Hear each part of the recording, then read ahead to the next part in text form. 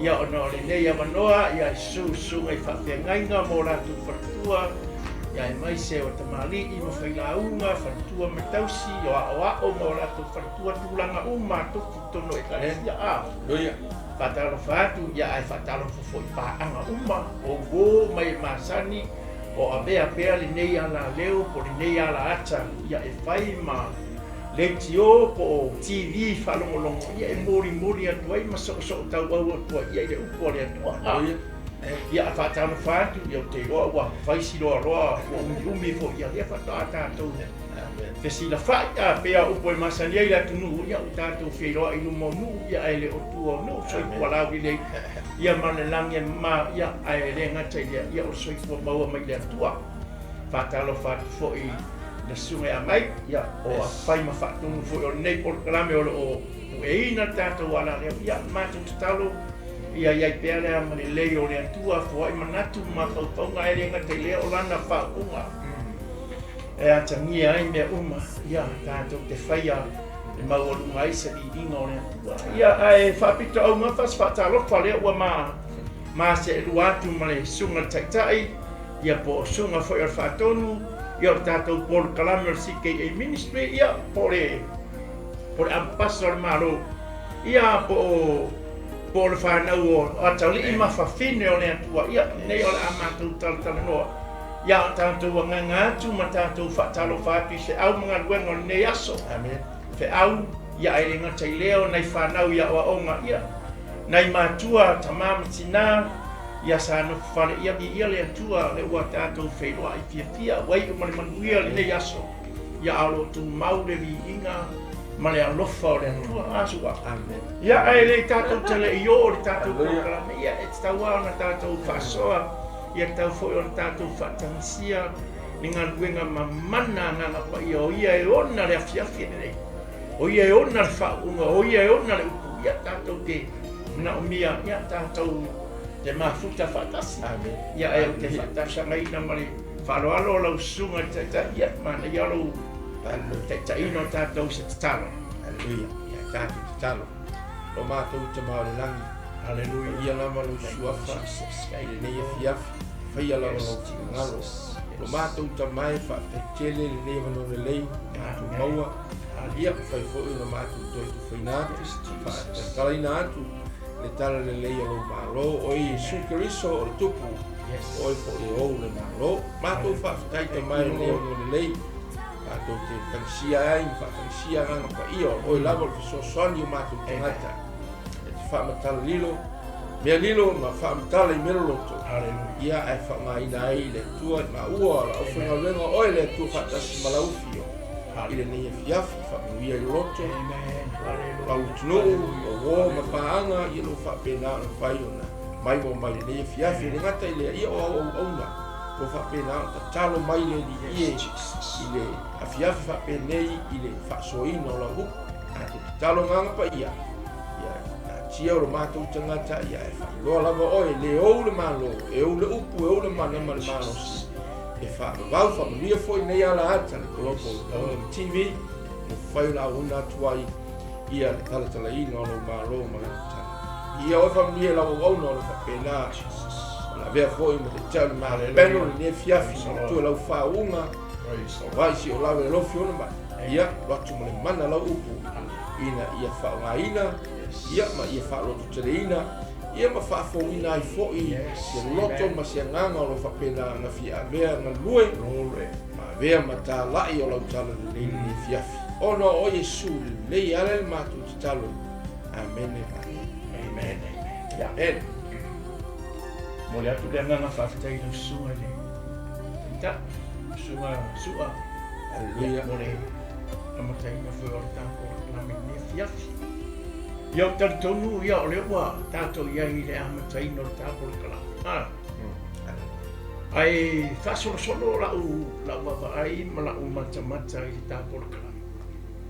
O le tātou te anganga atu i le whaamanatuina ia o le maliu o ke wisoa. O lea e whaingoa ina e tangata whai mai o le e sata, o le ista. Ia e mamrama fwoi o taritonu fwoi. e leo se aso se e seta. Ole e seta ia pi ole whaamanatuina ole o se aso whanau o se tupu tamaita. Ia le pe ua whaingoa i e tangata ole aso ole e seta. Ai ne i ole aso maliu. Ole aso na maliu ai e su tatou. Le ala tatou te o le tatou tusi whaitau le afiafi nei tusi le amatai o le ua mau mai ia tatou ta pena atu le whaamanatuina a tonu wa loa tausanga, wa leva tausanga taru na tupu nei mea. Ai whawhitai fo i loto i ai la tau sa whamanatuina nei porkala. A tau whamanatuina le maliu o le tatou oli i ma tatou wha. E pei al whamanatuina o le waso saifua, mai alo lai titi, ia se i o lava ina e tangata matua. Ala e whamanatu, e whapea po i lasi la ngona o le mea o le u whamanatu pea. E whai pe ma whaamanatunga i o loto o tangata Kerusian. E whaataua i ate i lato. Le maliu, ma le tongi ola, ma le whaamanatuina, o le au mainga e le atua o lana me alofa i le larola. Lea na peo ni tato i ei mea piaka. A lea na whai maile mata upu le luas funu ma le ono le tusa mata i. Ia whai maile o le whai upu e luas puru se i whangata e whai upu e luas funu ma lima. E foi ngale o manga i o le kamare o se o ka ko fai kau ma ka ko kala ngoa pole ale meu mafu ai o nga kala ngoa le au fai evangelia i maka ki o me me ka ho o me nga le nga fai e mose ni nga polo i le ko me fai o le akola au fai o mama ku ia amo ele fa pe fai nga ele ku no se me fai amo ma ku ia la ia amo le au fai kau Yo le vaenga la le ale au sinopi le nga fai. Le ala nga mafu yo la ko kusi akala akai. Na ngol menga la ko mai la ko ke fia maka ma la ko fia mori mau le kangaka so i pua nga fai le akua. Mea nga fai le kangaka le. Pe yo le menga le mai ai lo ko. Po le ale mafu anga nga mafu yo nga kusi la uria. Ma kayo ma reko luka mai yo. Ai halu nge foi ke sa ili kuskusinga la uri era ai ke ai me ese ya ala na ko ke o le ngo ora ko dia sa la ko wa moinga yo la ko wa le me o fa kalalinga amai ya pe o le akanga la amai o le foi la ya pe la le ka ya a se me la se au ku ai ke de ya ka ke de yo ma ngai yo le pe o le amai fa akanga Fai mai le ore fai upo e se puru ri sua. Mai wo o ile afiafi. Ona ta oto ai le o ie tau mafa fa tasi. Male to a se fulu male to a. Fai upo ngai wo se fu. Ai kangola i ka o fai mai le ore o se mangaku au ku Mai a lesson from the upper room. Amen. Longo winga o onga mai ko kongo le poku e sili dia le ma fuka Yesu. E ke lo ele merka o ila maka mala fai ka. A e no ke ele ia se poku fa piko mo Yesu mo so e mai o ma fuka. Ale pe wa de fa no no foi ele foi por isso mai waka oko mai wo ile fiafi ona ta oto aile o ye tau mafa. Ulu ko le laulan. Elo ve mai olu mo se moenga. O le wa ko fai Yesu mai. E pe fori nga mai fo ngale su ai la wa su e mala wa va. E pe fai ngo fi ya Yesu nga ya kufa. Ile ke yo la karkar mo le. Yes. E pe ya le makai o le ainga nga ainga. Amen. E pe yo la karkar mo ke mi la ku ke ai. Ya fa pero lo ko inga ya. Para ngolong mai o ka ko. Ja masa ngai ba yas. E fa pe nga so la ngonga ngai lo ba ai fa mai o le men vai mai waka fo mai wo le fia o nga ka o ko le o ye ka ma fa ta kasi. Mo nga so ko se kuru ro le. O ira le ve mai la ku vai mai o nga mai ko kongo le. O le poku si. O le wa fa poku Yesu lumo le lau ya. E fai ma pa se ka se ku fa ku yai. Mea o le malo nunca mai.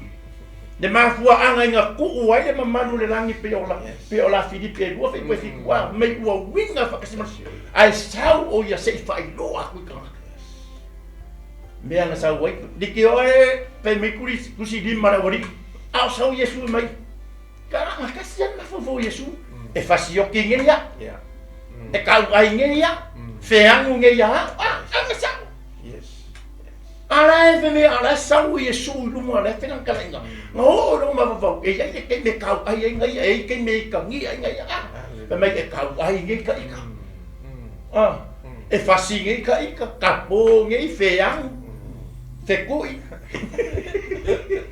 ala kala ngo Yesu lumo le la o ai o le kufa ya ai ma ai nei o pe o se mele o le wa ku ka ngo Yesu ba ko ia ma fa mai au ko yo ko maka poko te ko ngali pe aka ba ai lungo ka ka mo pe maka soli auange ka vale mai lo mingo ale ka ngari nga fa Yesu mai a ko yo ko poko mai au ko ngi ko vale ai da na ngale me ko ke o le ba o lo ko fe ba yo le ka mo le makai yang so yang au Ole kala ngone makai o io le makai yang akau kua. Pamuri aku ko kimisa ia. Yang ole ngakula le o kama. Langa le waku ngai lo le ia Yesu wala kalaka yung kan. Ngale songa fai sang kala. Amen. Ele songa fai Yesu ka elan mare ko se puru fa pas kuti fa mai. Wo ole fia onga maliu angele o ia. Male ko akingo nga fulu male ko orua le wa ko yo pe ngo vai aku ikuskusinga la wali e ko fa ela ai ke nga me se ya aku kusa mo la nga sia la nga ko mori mau fa kasinga benga ka kalinga sa ora ike me nga fe mi ka malo o yo me fa au ka me mamo era Atia bese. Oi. Ai me kau. O langa ilo ele wori ia. Langa wole banga ku kalinga me ia perfect. Ole isau Yesu. Bo manga valo ia me ia perfect. E ia de kanga la sau. Menga ni me kele nga kau kana ka o Isaia. Lu kusinga Isaia. Fatingo kana. Amigo, ai que ngai vai que fugar le funga nga fe me dia ko ya pelamo ave kama. Fe me dia fe kama se de me asen. Ai ko fe me kama. Fe me o sere. Fe me o sere me le. Le ka ke mo me fa fe me o se. Vai la calle kama kala o mango ngai lo ma ki mo. Mai. O ke pori. No ka penga ile ko le. Langa ngai lo le apel amo ele ma fia se koko se kanga ko ngiola se sala nangor me nga fa mai ku o lo mama ku o lo si sa langa na le wakal kala ngola kama lo ate me wala kala wa ma ola ke mi le ya le kufa ko Yesu mai ka o le walu mama fo nga I Wai mi sa mo vai pas. Wai bo se kulo sa mo le nga. Wala mga fa kala ka mai si me ko ro ra. E ke le la ko ai ala ku fa ile ai. So ngali. Di kamala. Po nga kama pe. Pe kia nga I su sa ba ia yo la so nga ma me nga. Kai mi le ya le. O le ala ku fa Yesu. Ile malo le tua mala kapenga nga le la ka ku fa do nga kai mi voi le wa ka kapenga ko su ko su wa le elo ye mi se so filo I la nga le ko su wa le mga Yesu o le yo ko kai mga o I fa mau sa ri lo to ba ya so lo fa la ka mai kai mo be ai fa la ka mi ya wa le fa pe a fa ni Ava pe ke si me ke mga o I do wa inga ma fa nga wa pe ka ko komisa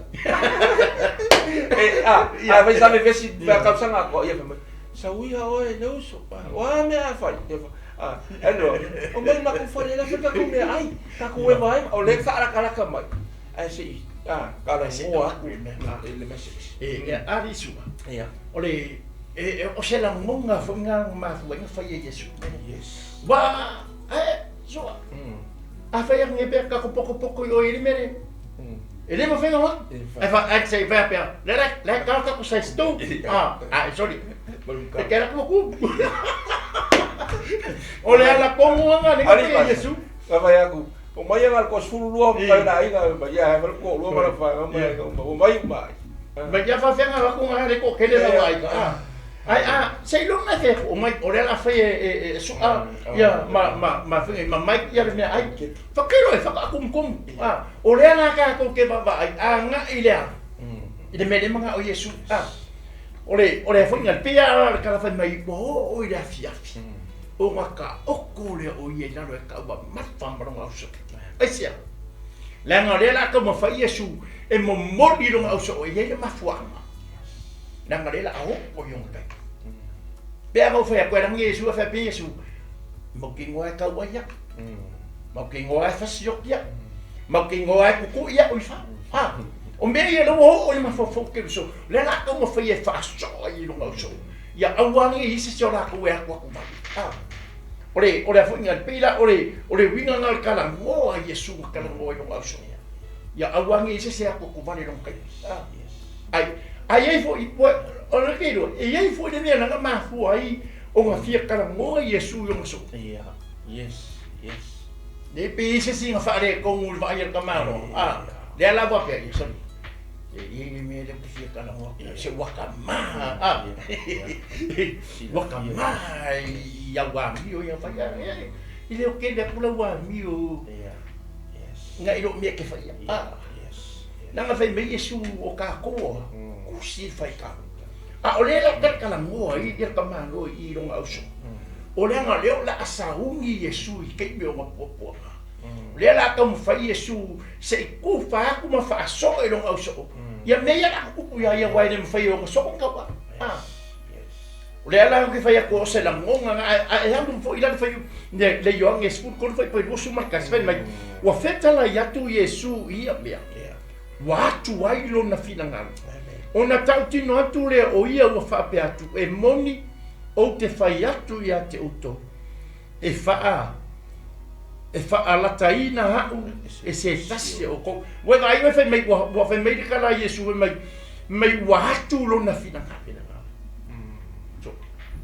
no winga i le mea nei ko le ko Yesu o le tia mai whawhi inga ia malama ua so e le mafuka i pera ko ia halu ese alaua iai le mausali i loko la wali ia le mawhai o ngana ko whai ana ngana tōne tāua e sere ke whawhekai rea kua e whaalongo i e kala pe o whaipo i e whemori mauai ia whai evangelia i e kua wha e whemori mauai e sau kusinga resi a baku le mawhauwhau o resi o ngā kuwa kasi rea pe apa i se pekele ale anga le kamu fai Yesu e kamu fai ka kala mai loko la wali ia la ko ilo le mea le la ko pute ele ngofo Yesu va pe wa me Yesu ka pele ma fu ka pe ele ke mo ke pese a pe fo ngala ole wa mai Yesu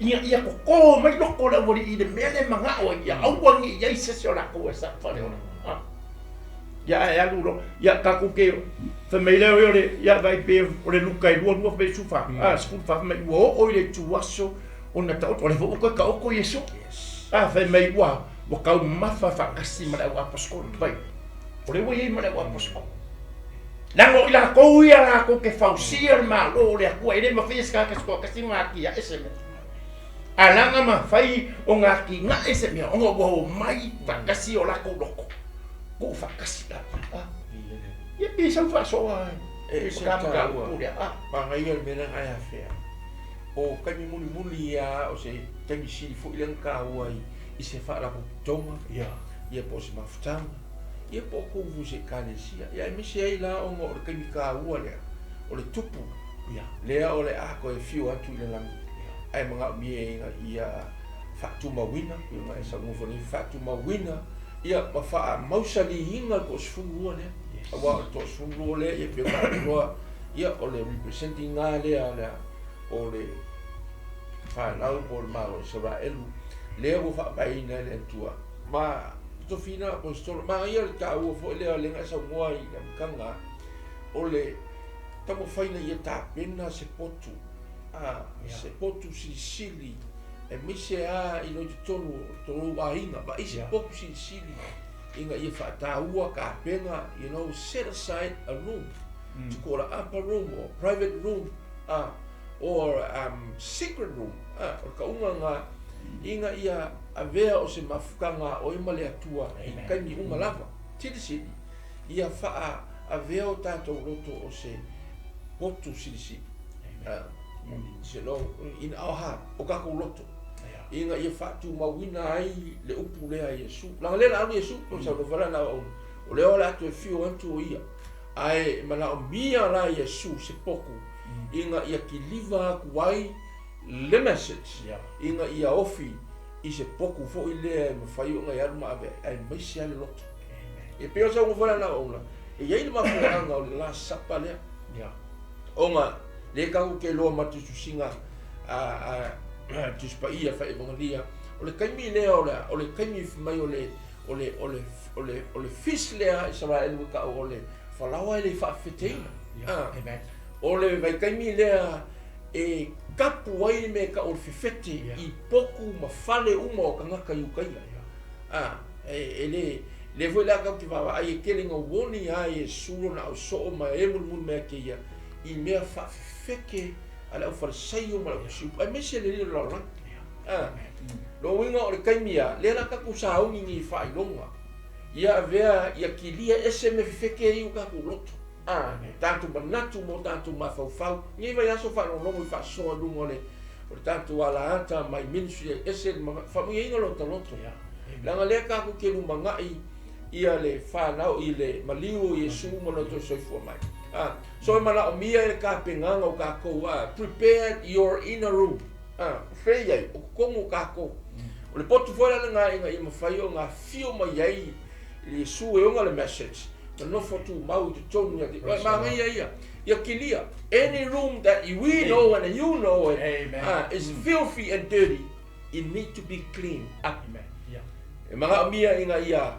fa mai le upu le ri fa mai sala moya e fa ve o fa mai nga le tau le lea ona tusa bale upu le so fa mai su yo la so mai o fa mai na o to le upu la o tau tala tua ia ke uto e ka ua kele la upper room ia pe o nga maka fo ia mo ia maka anga o preserve fa le ia fa le pe le sa sportinga ma ilo uma kangaka o i le mo foanga lea sa fa kasi la o apostolo ia ma avea o se potu inga ia lea ai le o aku no le bango livi o i sa na ku ai o le asu fo ina le paseka o le paseka na lea ia e pe o vai aku e le ko ai kanga sala elu se me ka o se fete every in the room, bedroom, sitting room, kitchen room, every room of the house it always clean up if I'm why leanga fo o mele o fa tu se mele mo le sala le voi le ka mo i ka mai so lua le yo sa ngona si la fia le ya Yesu le ala e ya ka mai room le clean i and that night a very powerful message from the King of Kings and the Lord of Lords po ia for the master ia fa ya o sili ma nga ia wale o patura ai kilo nge i muli mau ole au sinopi o le tangata fa mai ko fa kangaka tangata era ko fa singo ia o ko me fa ia it's look like no name which is oilia who are you o le kangaka le ha kula fa biso mas ngai lo le so se me fa mai Yesu ia ka ku ka penga Holy Spirit is always for us e mua ka alma ngai me fa so ila na ngi le maka ki ora o le alofa malanga le o le tua le la ko longa so e manga au me ku ua ya ngua malea e ngua ma fa maina e pe la tu le fa tu inga ni fiafi au or Faalata si e pe o le Faalata ia e pe ne ya se sa mo e le loa ai E o le mangai e o le nga fai e Yesu kongo ka mai poku lea. This upper room, this private room or secret room. There's a fai le lako pass over there. Pa mai o lako wa ai. O I kongo wale manga o Yesu ya ka e pro ka aisa le iai. Inga ia langa o le la whaka uinga e kero kami o mai Yesu a. Ele yo o lo magu, ele yo o lo magu. O I, le wa maka o nga o ye Yesu lo na magu. Le la o Yesu lo na magu. O me fo la le fa ye ia Yesu la na upu. O le yo o hatua I sa tau lo mo popo nga. Lo ye le message mo ka ko. Fa fia ka ku fala ka inga Yesu. Wa ni ka usanga kele u ka ku faalata ele li fa faalaka u ka ku winga leanga faalaka u ka ku me fai u ka ku pu lafo. Lo o lo faalaka nga o le sikana. It's dangerous. E no o le kasi ne me pi fa le ango e ka ki siano. Ai ma ku wa le kele ka e mai se faalaka u. Friendship. Ele le ya. Ai le lo. O le faalaka nga me le fa. Ya e fa venga ilo. Ia nga ka ke lo le winga ka o le upunga al faalaka. Fa ba le. E expose e palo. Expose my lo me uma ya you know dangerous e ringa nga expose my me wa o me nga le lo wa fa lo sia la nga fa dia ni fa la mo sa fa ma fa nga fa laka sa fa laka le si so le me le Yesu le me be kelu Yakobo mo Yohane o ko uma fa lo mai e ye ka nga ka o ko le I le ala wa le a bo ka ko ai ale ia masia nga e fiso songi mai le mera ka fa ya kwai ia nga ko kero sa portala ele ka fa I lo tala ai pe mo va ya a Iese ka mi fetala ye le tua the private room you and God Holy Spirit spoke fai lo a war fa ka na pe si sawa fetala lo nga pa ia u tatu loto le upu fa ma lo wa ka si le mea sa mo ele ko fa ya ku ala ma ole Almea, wa kele ngam le ha ma fukang. Ile si ele mea la manga o ile ska ka falaka. Ka kelo inga la me mulmul. Do falaka le si aleo e kele rongi mea le o falaka. Le ngi mewa wa le falaka fo. So me le ma Yesu. Pi o e kanga ka o ko vai ko pa ma le mea o le fa le kong wai le ngoso. Kele a mea. E o fo ya pete. Ke le nga fa ka I se o eli se o saka ngi se e ke le loko mea al malo le tua mea ka mea tino le foi la o ki dia pe ke lo se ai pe nga ku la nga o ro kal ngo inga ngi ka opse ia uma ngi Mariu Yesu mal ko se fo mai o kele si me no a problem be le ngo fa ko fa makaka la inga foi la na o ngi fi o le awa wa mai mea I nga manga o Yesu fa ilo aku la wali dia au nga fa ku samboa ka ko ke fa pasi ka ku fai kau ai o le dangers I o le mea ele anga ke awa le si me ka ka le o ia sika o sikai basta ka o ia le mea nga ka wa ia Yesu kai o fe ka lai le faya onga pole the master of everything king of the king and the lord of Ele pre ao e Samoa isu. Ia, Samoa. Ese de manga o Samoa ke visa. Yes. Me ka mo ele ke nga mafua nga kango Yesu e fa poko e mo. Yes. E o foi ai makai o ainga. Ele va pela poko uma ia so uma. E ai lo se me o kupu ko kongo se ainga.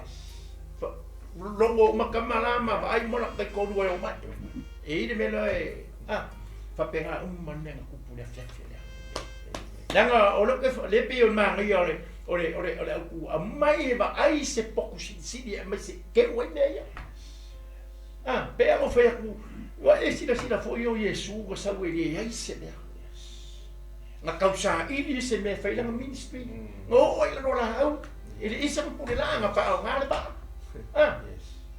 Ne foi la wo mo so ele ia se me ma ku o le nga de pe o lu mo le la mo fa ma a ke lo nga ringa ma ye per ma ngai ya la ku ai me Yesu e au o ko lo me ko ma nga au mai ya o lo pa ma se yo ku pa o ma ya ai o ke me le ke aka ko Wa pe ole manga onga ngau Yesu le nga mai I ronga so. Na nga lau fe me Yesu e ia ile ke mi le ko ma ku kai ka ko. A ke se fa nga me ko ma fo fo. Esa oia no dingi mo fa nga le mentorina. Ole winga nga me nga fa pia. O lunga la la ngor ke basta. Ke le la Faalata.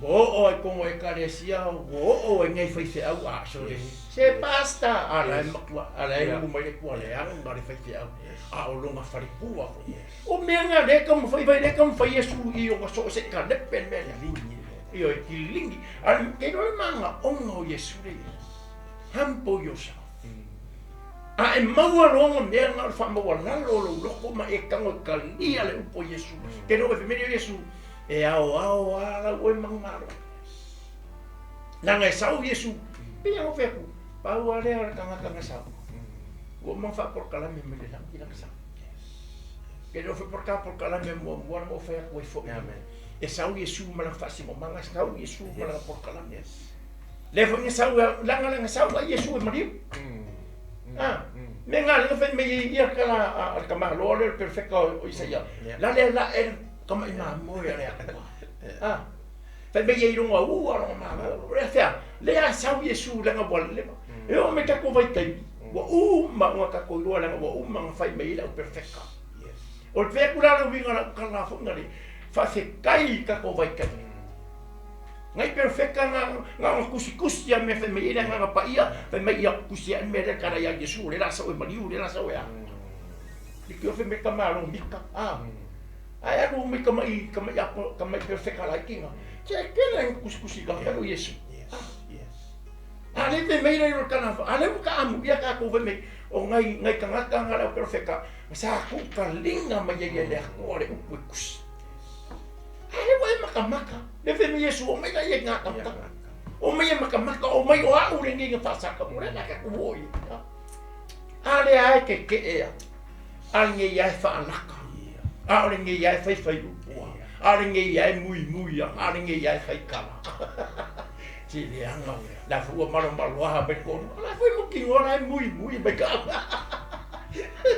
o falava o le ngor falava me le ke mi be ka ua la ngor o le ke mi o Israel ke mi pasa o le falava le fa ke le o ke me le falava fa ke me su o wala be se fik wala be se ke na ngor ya ka ngor nga sa la ngare boka ko ye ke mi le o sa ka ke fa mama ya kalau ele ya na malengo fa me ye me ko kusi ni me da perfect ore manga yola sa me de lang ye de ai sei singa ke fa mu ya le ka so am ya ka ko ngar kalia me Yesu o me ye kalia ke bi de kalia Yesu na vengo ve ko am ya ka ko le ka ko ba nga lo ka fi Yesu nga lo kalia ai ke no ma fu me de loco Naya fa muia be kuse kamaro la wori fa le fa la usino bia. Ma ka yo ri manga ya fa mai. Amuia e lo ko mama wa. Ia la tu.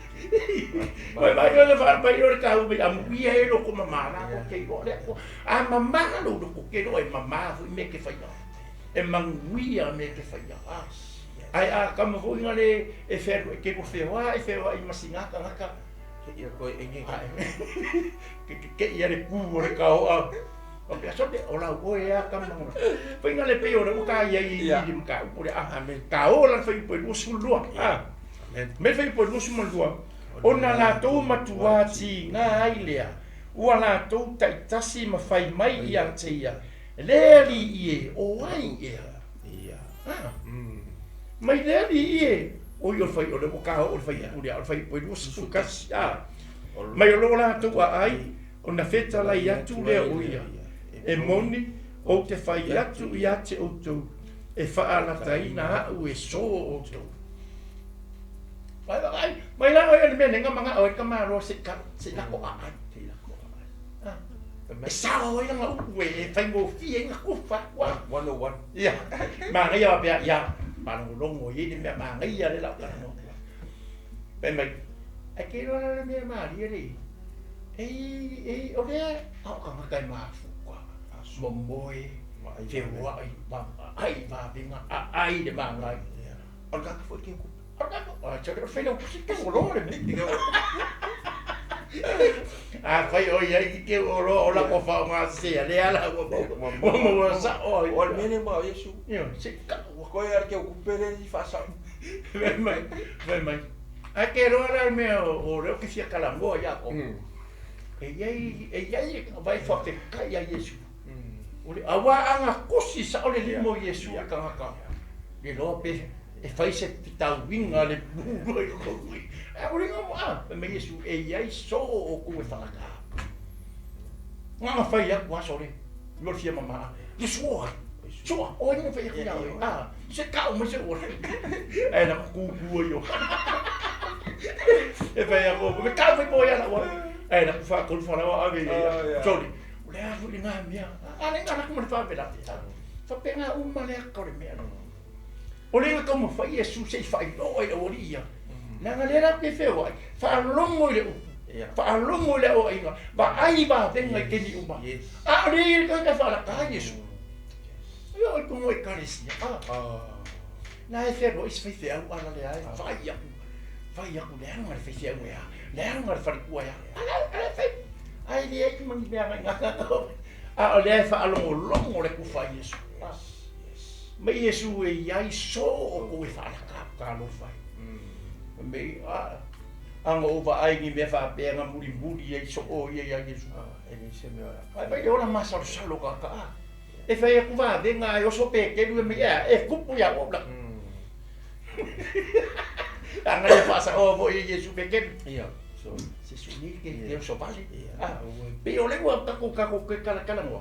Ai fai mele fa le salamu e fasu kaske ko i va mai o le tangata foi o la wo para un vela ia mai o le tangata foi o la wo o lea na o fa tua ia na ia na ai i la wa reto wa a mai o ia cha lo na muri mai pa mer kanga ko la wo ke ro ka e murua o la wo e wo me fa no kala kadika ai me fu ka kadika nga feo wa i mare nga lu e fai fe au or ai nen ko la mama angare ba be ana ku re ka wa ai fe me kala kadika o le tangata foi o la wo mama ka nga ia ai ya me ai o a me mo ke fai fa ai mu fa to le me lo fai ka ya ale fa no mo i da so ngale ya ka foi yo ka masangi nga yo pues vi foi pues mai wa inosia u au me mai umba o ilato foi na lo fai u ala to li esse nga te o le ke mokinga u malo yo la me ya ne ho ya Yesu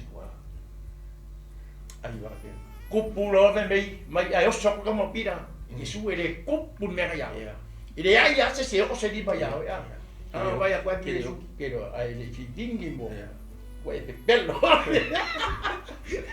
mo fa fiera e bello fa fiera e bello singa fa fiera singa foi kamalo ale la wano pa de mai ale abunga na le kala mo shifta ya so ale me Yesu so e o koule mo fo mai e ka o koe falaka ale ko ke fa longo e ba ku pu le la wa ko wa le la wa ko me ai mo la e ba yo for ke me pase ka fo ngale le o fe merkala la kuspa ia wa fiu Yesu wa me ka fo ba ngai mo va fa wa fiu Yesu e mo fo Ani ia fa mo po e ka ko le se lu ele u le tinga nga tula le u ala o se ata merkala Yesu ku ro Yesu me wa u le Yesu lo i mana pa fa asu ka ku Yesu le me nga le ko po e vai me do wa ku le me ka ma kwa le ka ngi la no me ai de re fa o ai vai me do wa u ai re fa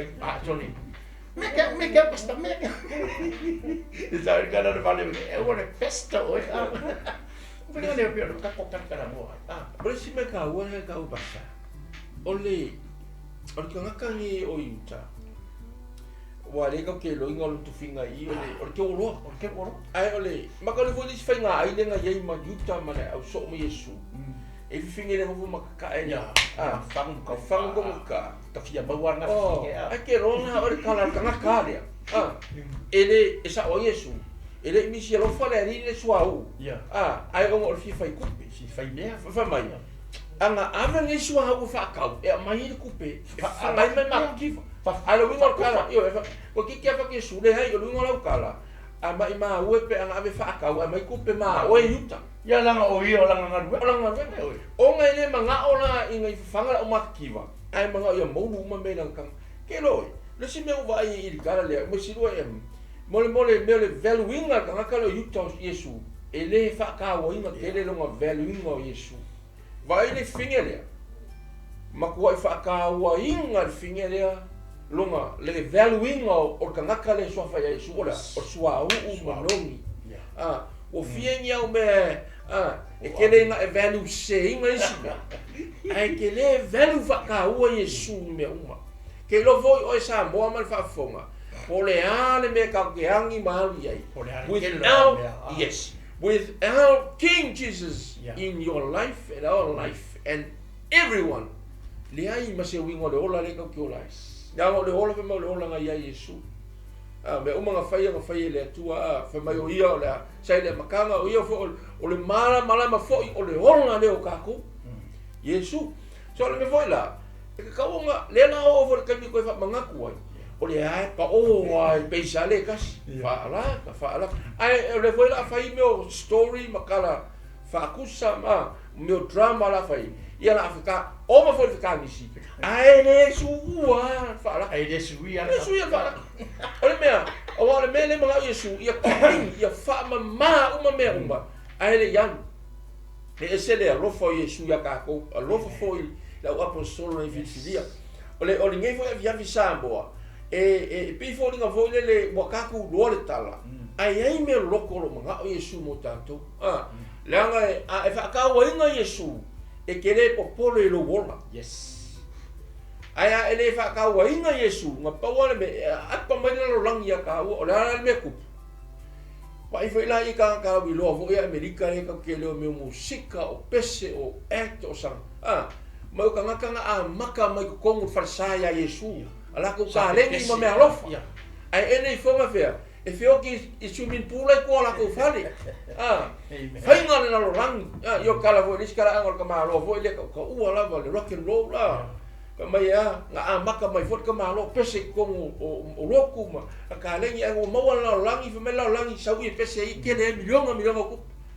e no ia afa ke ka malo ave drugs afa ala ka malo fa ala drugs afia ko e afia pese fa ba ka malo ave drugs se vai le lang ina le me ia e ofa mai me e fano i ka ko ai di ke fo o Yesu afia kana ne yes me ka ore pe wa ka wa me ia na me Yesu se ale nga la no langi ai ma ola ole wa usawe ku pa ku ola kan yes wai pesa o le ia nga maka di ke fe me nga aska ko me nga maka fa le nga are wo pe ira le me ne ka wai pe o le me nga le kilo Yesu lo so ke le o upu na ko le so le me nga ne ka kala poko solo bonga le kusa faka o kose maru ko e busu kasi mai ole ola mario ora ile pule aska mai me a control a ko alu ka kede lo ka ka o inga lo ka nga le leile a minga o ele akua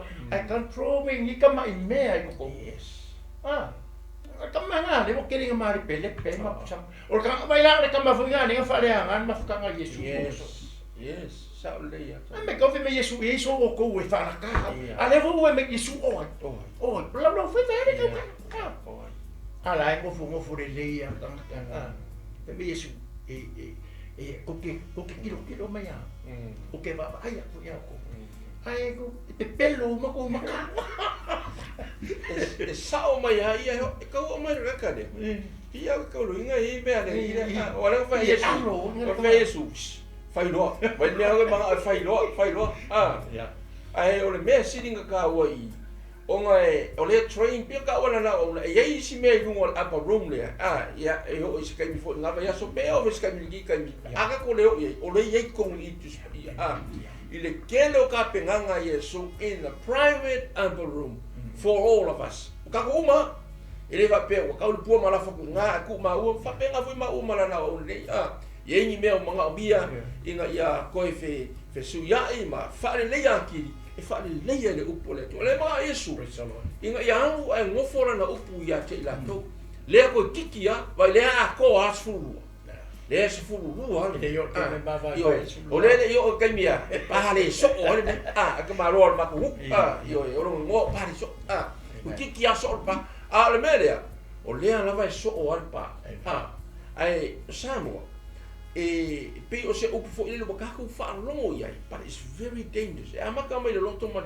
wa le mero kanga ka le ngaru lo foi ko longa sili o le a mai se o le a se a mai se kupe o ke fa la kai lo matai lo ngasta lo foi ha o ke lo inga le ia si vai o anu ia kai lo ia la ke ko spai fa me suli makara inga nga pope ha ka lo il veru ni ka io a fai o i wis ka mai kupe e sa o ila Yesu la nga ke aske e mai me o mo la e mo lo ya si o me vo la le ringa o me na o ngi ka ko manga keli wa mai o le na aro Yesu manga o le ri de ku e ke o loa i ka mai mafukanga le ke o ku pe Yesu monso ane manga o le manga va ko Yesu e ile ka ko me mai ni fala mai me se fanga i ko kele mai li mafika ko mulu mai ai o so wala ka fa mai le la e ke o le no ku pe o pe fa ko mai o ke lo le ku o le nga le nga kusi ka maro o le si so o le o Yesu le no ko i ta ka lo peke no kusi o peke me peke ru o ka ko lo i me nga nga o me ai ke me mo bonga e pala ale pinga i ro Yesu e ka lo peke o ile na fa la kama Yesu o la usole ngo ka la apostol li ki ova mai Yesu ako ugo karai au mi vinko kupe o fuspa o ko spare notes mis ko pe ofum ko spare se vai lava ala me ma Yesu se le ma Yesu e o ma ave Yesu la eu mai ai sera kama le mas ka si liva mas ka o pe ke du mai pe ke ui me nga sa ma ko ministry I mean ele vai com min su ele ola le vai fa e pe fa i pili me eu o pawa me le vinga ar kala petelu le ele ni me fa penga ya makanga o le maki mai kara ia ku suafa mai o suafa Yesu e ku le lunga mai savali ia e ke mangu maro ai mai savali o le me foi langa samo ia pensa ona ele hanga kupe o le me le inga mai ia fa ka wi me ka ke manga ai avea lo la ma me ya sinsi ma ya lofa ya love the money wa afisi ya money wa 2 miliona 4 miliona la afisi ya o kilo li tia ali fa yese wi ya wa aka e pe ai ke ro si me nga o mare pe ai nga o mani e sauro e fala ko per lo ko ele la ba ya ya ero na o le si masi ave ia lo pe slipi le ai sauro me fe lo pe slipi se vuole lo ko fe o e che de no de sal pe slipi suia come uma vai le lo fo ia suia fai va ver kilo fa ku e fio kilo fa fanga nga ka ai ne ai le mele mo nga keli mana me voi le wa ka woki ai nga woki mu mo le ka le fa ko inga isi ka o me ka kupi e ai e kalisi o foi lai e kalisi o ka le la fo e la ka la ma sai nga la foi mai ave me ale tu e falo yo ai lo le ave me i le kanga o ke kupi por kanga fa la kusi ele ave ke fale o yo foi mai inga ya ke le me le falo yo ya mele wala ki me falo yo abo ke le me ka ko mo o kuso o basta kuso le nga le kupu como e kalisia bole na fo ka wala winga fo nga sa bole ko ka ku kala me la pasa e ku mo ki e a le mau ele va peo la ma alo ma kala ngo ma u fe au ai le kala ngo le ma kala ngo sa mo ka si e me na pa bon mo le pelo ele ka mo le peo mo ka le lo fusu Ngi vai kai ai ko fe a kope. Kope o ka o malepe ai. Dia ma me o ka mai ka. O ka singa me. Ai be o va sa mo kope. Le a ko ke vai le ka la hano Yesu. Sa ka lo. O le ka le ko kiki a. Ale ai ma Yesu le ni le. So le si fa sa lo ko. Sa lo ko. Kuso me nga nga kuso pasta. Kuso ngai lo Yesu ia me le mo. O le winga la kala fu ma fa fe kai se makai alofa. Le fa uma. Ia. Wa o ye pule. E pule. Wa le fa pe fe nga kai Yesu ma fa fa. Io. Ai fa no mo foi me e ia so o ko fa ka. Manga o fai me confess.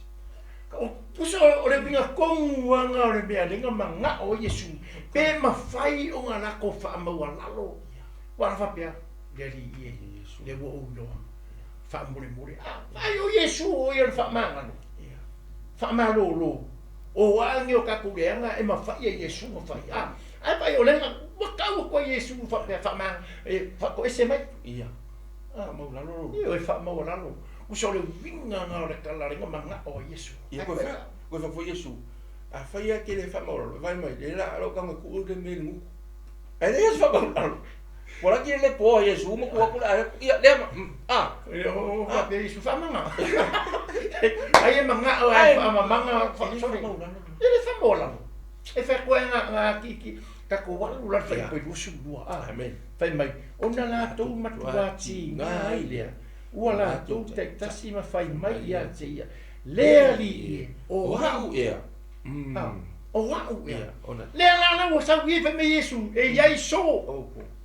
Lo vinga ma le kala Yesu e le ngal ko kasi lo vinga e lo ko la ko uma nga musu Yesu e ka u ya koi inga ke e mo se mangu as tinga nga wa ala ka mo Yesu fa la ke le ya la ko se fa pe ma fa ese so la ko confess ye me a ve la lo ko va ku le so mo fa me al ma re voi pasta va voi ke o kupe ko fa nga kupe lo fa mi pasta. Sao đừng phò ngã ai cũng phải gặp ai để cái này phò ngã để phà phịch gì vậy cái này phò ngã sao à phải làm cái gì vậy sao cái số ở bên ngã vậy đó ơi đâu kỳ ngã cầm đâu mà quay kỳ ngã đâu lăng vào đâu cả cô về máu em máu cô rồi để mẹ cam đi phơi để mẹ suy vào đó mẹ ya me kauna o de singa kai nei ro ala pa ei lo po le ai salo ala o le la ma kono yo nga no la sa ka ko nga mau ai foi manes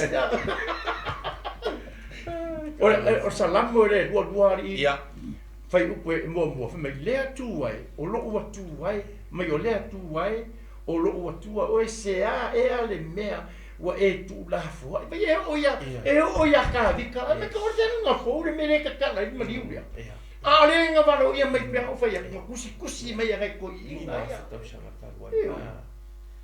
ala ko kusi ia mai ki nga ole a ho o kan ki kalo fa ia Yesu pe o fa ia ko sau Yesu mai long ka ba wa uma nga ka pe sau nge maliu wa kele la mi ole nga la langi wa le ai ke lo pia me nga o fa ia o i le maua mai ai au ku le fia amen lunga ole poko si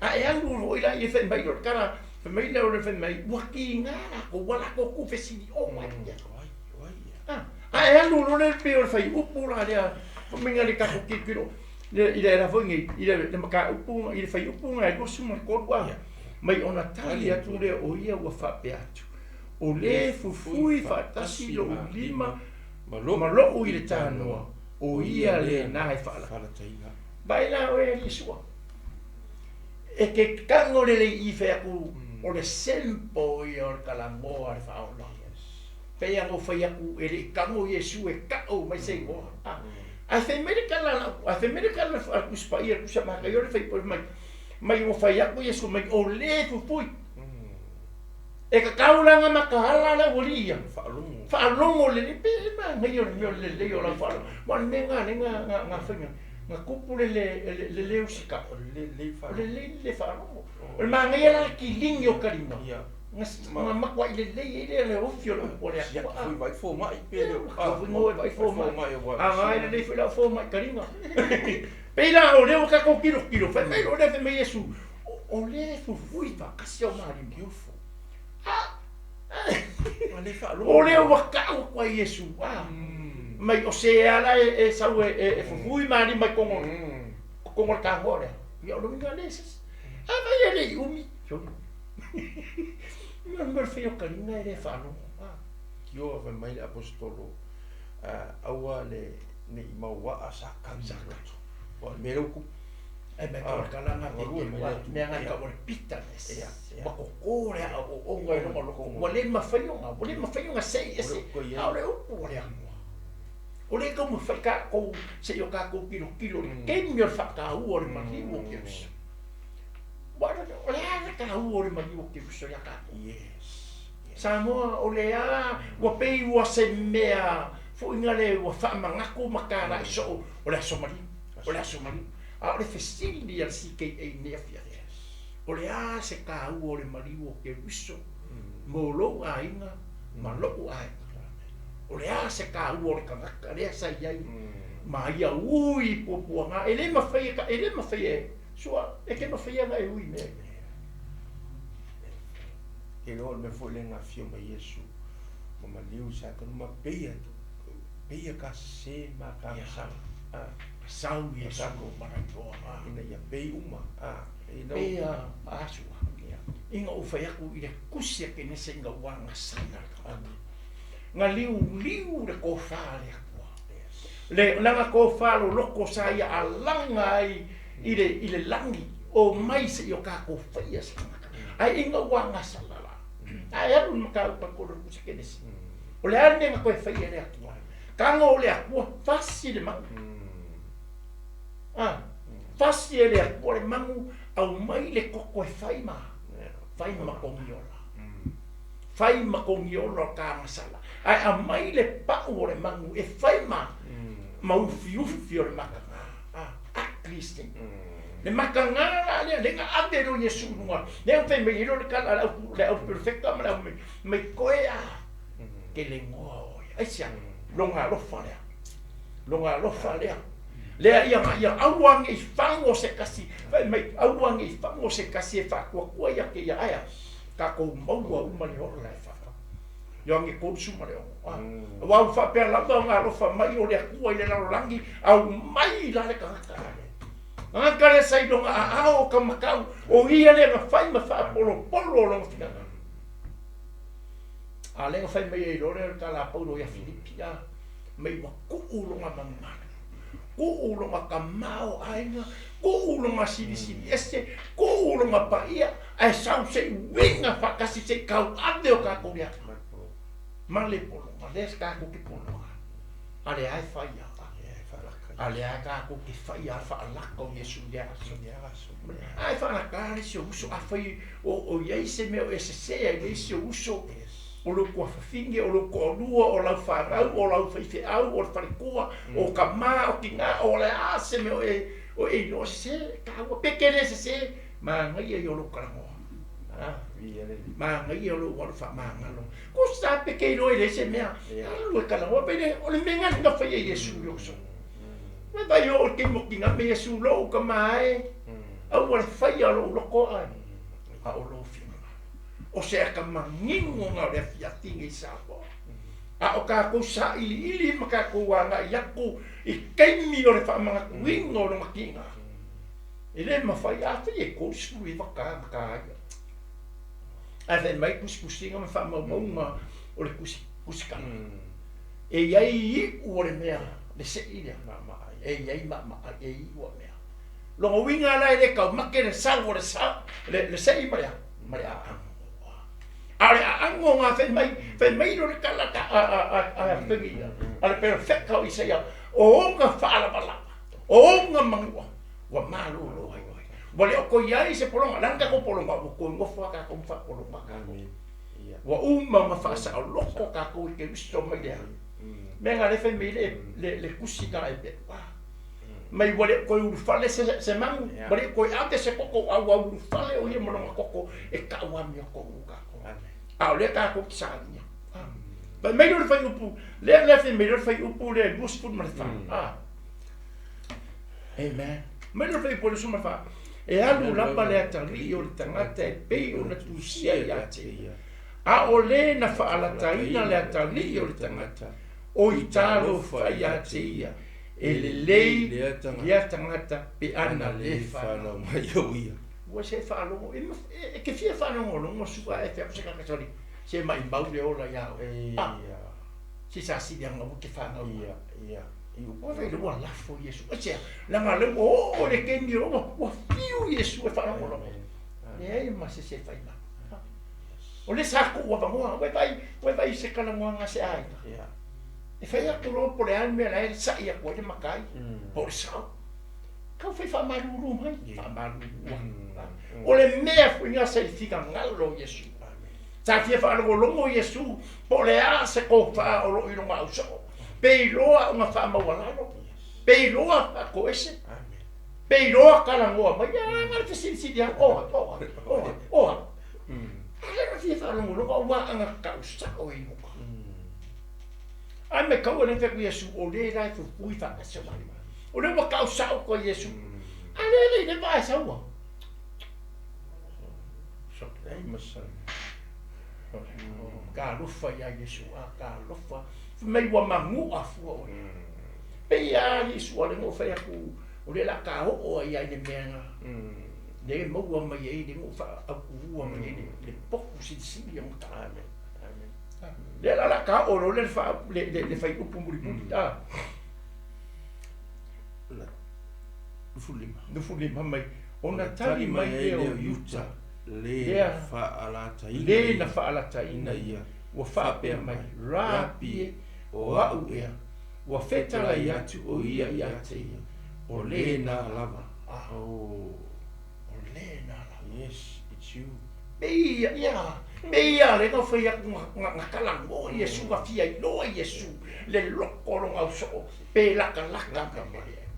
Mai no o ma ka me Iesu o se e pui fa kasio. A wala ka mai o le sa fai mai I se singa ki fa ka. Wala van kan ka mo so le. Deri fa mangalo mai ma. Yes. O le langonga nga la Iesu ia e loa o e fa pe fu le ia fa mangalo o tanga sa. Langa ka ku ke le loa ka ku se. Yes. Ai e fa ile ku fa mangalo. Yes. Fa mangalo wala ba ma ko ko le kokoro. Mai fa no me Iesu o le ka. O ke kari kongu anga fa pe se mea ngai lo e yuka fa ma wala lo nga loko mo sika I menga o Iesu e ia lo nga va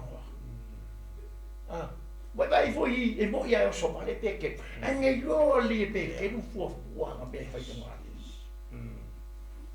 e fa no lo mo foi sa mo a fa pe o ia se vai e o foi a ma o ma kele a ko e o foi ele sa foi ma o ese ai e lo nga e fa ma wala lo alu le ka fu sa ka lo ka kare antinga na ve me ele ia isa nga sala ele ia isa nga se a o sau o ia se yo ka ande o ka komplika nga ia ka ko ilo ale am yo ko wala e la le mo fa ya kulo ila le nga fa me ye lo nga fe ka la Iesu le mo mua ko ni ko ngai ko lu fai pa suma yo ko ke leilo e o ko tingo a lu ngai pe ara na o fai a pori su o le ma ngai yo fai punga ko ni to ya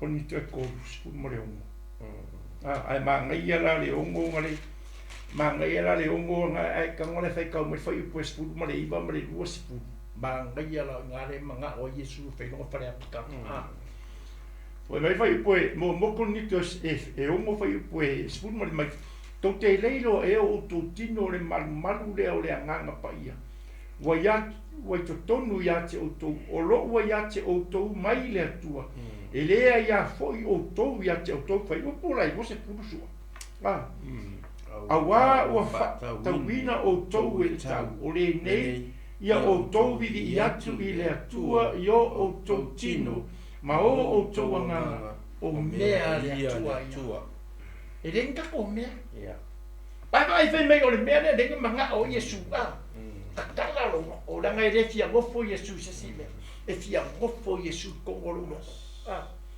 koe le whai mei o lo kali o Iesu kau Roma se pupo i koe ma se kau kingo lo nguku o le aliinga ma liu ma koe sui kua whaola inga oi a ore kari kongo lo loko i le wha maongi o le akua kau ami o kongo kako vai simple me le akua e se whai ngofio ala le akua e sea kango e whai se whare a pikanga o le akua ke kua maa aparo yes lea le whai mei a whaale anga e le kangaka le malu le vai la ole me fe me sidi o nga fale yang ngai dia ko na me foi nga sa mo a fe yo e do o angi me o ngasu do man o ke me fa ma ka ko ka pe nga ko lava ma ko koe le maliu ki nga o lo li ma lo fa ka wa mi o ko ka ko la nga le fe me paulo le kusia roma pe me e kau kingo lo nguku kau kingo fa fe au la ko umanga karia o ia fa tua i lona swafa ngai a baku ia le mamu ia le asu ka ua oe ka ua la ua o fa ngau o ka li ma fa tinge o le asu vai le mangai o le maku para wa mai ke biso ya ka ko nga o ka li o Yesu ka li fa pe kau kingo lo ka ua lo kau e rolo foi o ke foi kau se o ke foi kau foi te kau Yesu la mo foi o le te we le maliu mo we ele maliu mo na ekalesia o ni maliu Yesu mo le ekalesia na maliu Yesu mo le langi inga ia fa ola inga onka ya ko lo no sua se ka on me le wa ta sa moi ole wai asone ke ngi o kilo news la ua pasia le pili sala el kamaro le opensimene ya na tingia u po ya e ke ko kaukala no le ngolo Yesu yes e kausanga ki fal pui e o kwali lu kausa onga e lo le samo nga fitalai me ya Yesu le lu fitausanga le voi ila la u e o mai le so nga kako ngufole makaku koe fai tau peo sa ora na onga o Yesu o ia le nga fio mai ina ia la vea i tato o lona alofa le sili ati tato kako ki fatu tua lona suafa le angolo ke nga vai o alonga ngu even right now la wa pi wa kau avea suafa le mafala la veo isi mesia la wa arrive i sala meo mesia fa ka ila wo yai wala wo yai na wo le si kama mesia nga wo fia nga ia va venga fa ia ele kau ke le pole yai wala ma Yesu o fa sa ka ni fa va venga ele fa ni na pule lo la tanga o me foi le sa mo la tu pele pe o sa ro na o ni fia fifo te tai el ma pe ia ka ko siaki ka ko private room. Check it out your upper room. Kako umalava. Kasi le mea langa le pe yung ma chefo i. E lolo kupu. Pe kako ki nga i lalo le fala. Ai le a kupu so se mafukanga o ngu ora la fanga o a inga o e karesia. O le koi whaalaka e lesi. Even lai mo o vare fit kainga Yesu. O fai a kwa Yesu e le ia se respond man haka le. Ma Yesu. Sili yang kakak yang ada faham, so makua yo okay ngara kinga mau lango ngasal mau kami na mau fa mau lalu lo, yo isirane yo ngafa yukar kami ni kinga mereka o Yesu foi na cara, mereka o foi e mensagem dengan ngomong, ya semau, wa bana ole ma avo le la poko pese wili sikaba, e fa simala, ole e onga kongula ka boko. Ia ila mo le mepe se amo kui le pu kusala e o lo oli pe olive le e kaule sa le balanga ka vali ka wai olive como le mele around there ai o lo e ka ko lo ka ku le ia ma lo venga la ngo lo ka o le spiko mai ai con insam lo nga kere ko e Ai kukusa lele ya le fe mai. Yesu sa si le fa ngau. O wa fa pekene fa ngau ele mfenga ngoro. Na. O la fonga i o la fonga. Ma fua mai a o ka ko le fa no o marka. Me Yesu o se ai do le me le ai le fa. O le sala. Pasa se le kala fa ngau ia ko ia la le kele le rangi wa kaua o nga ko na vo e kale sia. Ele como foi ka ko le even o fa la ka le sia no le sia. O fa karo fa mai mar akamai. Waka ofu fa pe mo an makwa pelo. Ele me se mo. Mera le me Yesu o fa la. Ali pe ke ali o ko pe ke ru vakasi mo yuta. O ko va ai va venga ngo fa ya ko pakim ko ofu. Ko via ai ko ai fakasi mo ko wo vo ma falawa ko e mai a fanga ko ai ale ai ia kana ka e fa ka mai ma me foi le ia ka ko pia we ni fia a foi vo la o ela ngongo ni fia fi a va pe o ka un ku lo e no ku e ka un ku ai ya wa fa no ka la Yesu no winga la fa ngau e o la hala a wo le ai ma se winga o la la ola enti usala e toi fua la rola ngi felwa ai ku sai ele o fa nga mai la rola ngi la ola enti ara ne sa kana pa le funga ka fia fa le valea e wa foi e hola la voi pa le no o kana e su mai ya le ka ke lo le no sodio fe nga ngi ya ga u le alu ngole o le la ka pe mai fia show mai mana ka o ve la e woni e foi ka ko uma lava sa mo la ko pe pe o nga ba ko nie fia fisia nganga maulalo ai o se mka o foi ka kala mo ka ko uma ele fa pe ola wa ka ko kala ngoro fa tua o la baian kala ngoro sala boa baian kala ngoro ko me bia ka mo la fa la pi fa le vi kala ngoro ai wa ko kele ai fa la e fa la ka le siles ko ke na le fa la e o foi si ai ele que ama le pole ma ku ngai fa ga ngai alo fa ga le fa la ko ka si ai e ku por fa le wa ma so ko ro ya e ama e ata i fa so ko ro po ma o ha mai la wa e o mai ga ka ngo ai lo le voi la sa lo pa fa poi ponga as fa ga vai fa ana kai ya sa ka ai ma ka le ya ya san tau miska ku pe si fa ko suka fa so mam that's it ilo me vole fa ala o mai o al mene manga o Yesu le dia se yo ta le ise ia kala ngo mai o ia le fa ya o kala le Yesu fa ku la bolia ko ke kai me mo ko ka mai ma o fa ya o ma o le ale kelo me fa ya ma kwale haya se respond o you time me foi le e respond o le tu ka kuma sa o le dia e vai o no yo le ai ko ya pe le fe me rapi ia rapi basta ya ho le ki no o fe me Yesu o ka fai o ya le pi o le wa sa mo ku nga hanga o ngani e fa maka fu ya nga le mali e ka ko fai amen ma ka ko fa mo mo le ki va ma lu po aquele yo se o ngore ku po ku le ale mo ma fa maka la ngo bo ko mo ka ko ai o fa na ka fu ya fa nga ya ma tu bo o fu ya ma ku o fa o le la ko fa yo o fu le ko e ka disia o le me ti fu ngale le wa ka ku ka na mo fa yo ku ma ngai ya ro ai no fu se era fu fe o we ke muy ya ando e kana to yo ma ngai ya face to face o ka na mo o nga mara malama fo yo fi fe o do wa sai i longa se ai lo fo yo se fa ko ai o ko ke o fai kana fo nga vai no e nga ko ra ki lo ka alo i la o me no ran ma se so ya ia ko ke o no Facebook e a din fa fi ka oh yeah that's o vole a e mo Facebook lo fa fi ka ma ka se fi me Yesu au mai a o la ko de ai a pa ku la wa mo ya o ka me ke ro e ke fiu e fe ro wa ale ke mama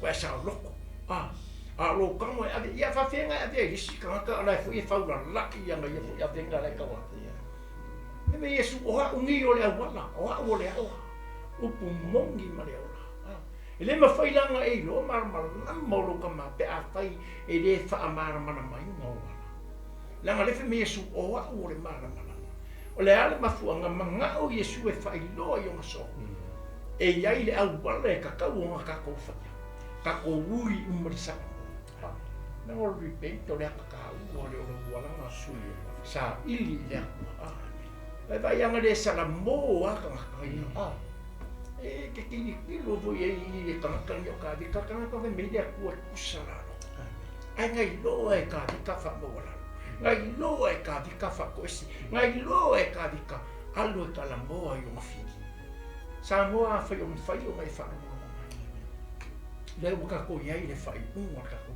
ka le ngangi ai ma ku ku alalo au o ngangi ia fia a fa yo ka ko mo o le langa fa Wai vaila o ile ungor kang kafalaka i te whene Yesu. Sa si lenga au o le whanau. A lenga mai o e le akua, a mai o soi kua e le akua ke ngā lue, ma whao ngā kakau le soi kua ngaro kako eisea, i ngā ia mangu malo, i ngā ngā mō le atua, ma longa malo.